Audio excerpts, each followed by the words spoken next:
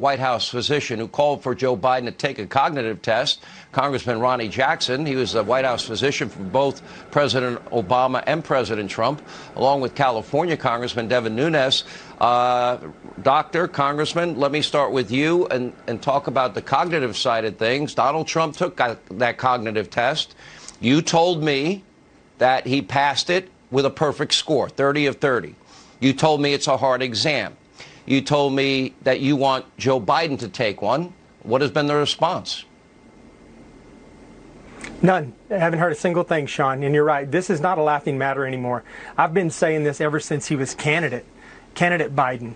And, we have to know what's going on at this particular point. It's sad. What a bunch of hypocrites. You showed on TV, we had the far left, the liberal mainstream media, all the self-appointed elites in academic medicine demanding that President Trump have a cognitive test just because they didn't like the nature of his tweets, not because of any cognitive issues whatsoever. Now they're completely ignoring this, and it's sad. We're being tested, just like you said, every day we're being tested, whether it's Iran or China or Hamas.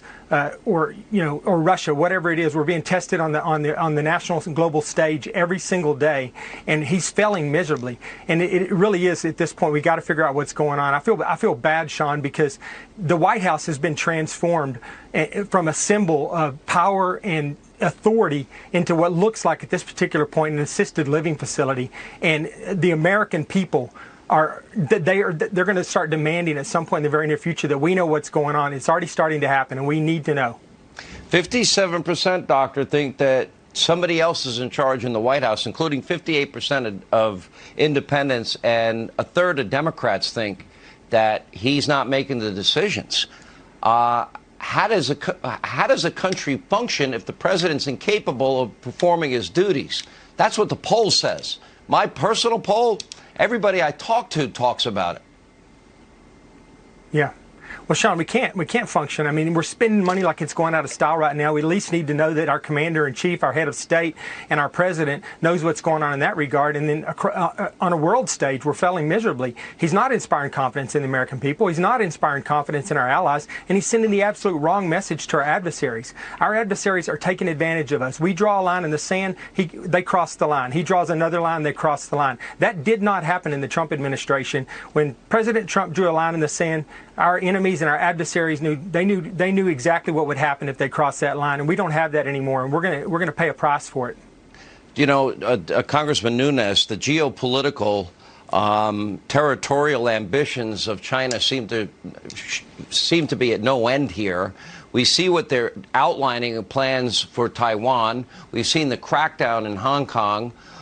We see that they've partnered with the Russians to arm the Iranians so they can fight their proxy wars in the Middle East. That's a dangerous trifecta in my mind.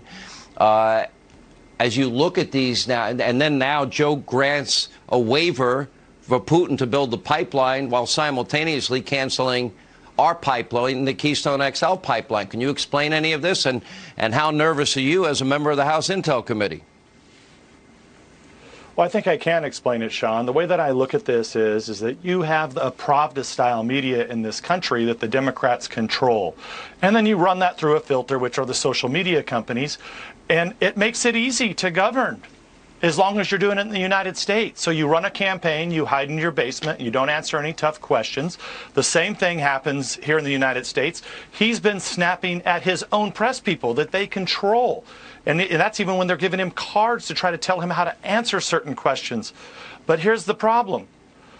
Putin knows exactly how this works. He's a former KGB guy. He runs his press in his country. The same thing with President Xi. He does the same thing with the Chinese Communist Party propaganda that's all throughout the globe. So when he sits down with these people, they laugh at him because they know his cognitive decline.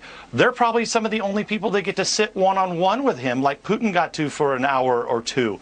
You know, very few members of Congress have even sat down with him for any length of time.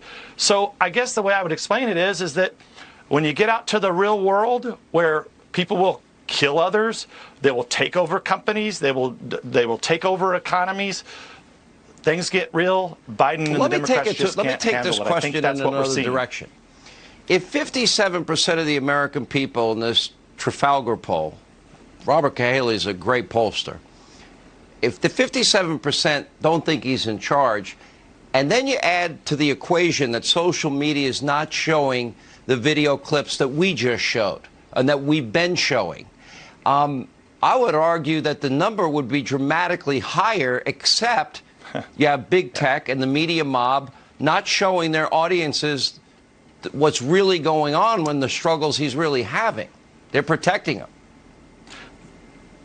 No, that is exactly right. And that's why I keep bringing the attention of the American people to how big tech is really the biggest danger to our democracy right now is not only the private media, but it's also coupled with big tech.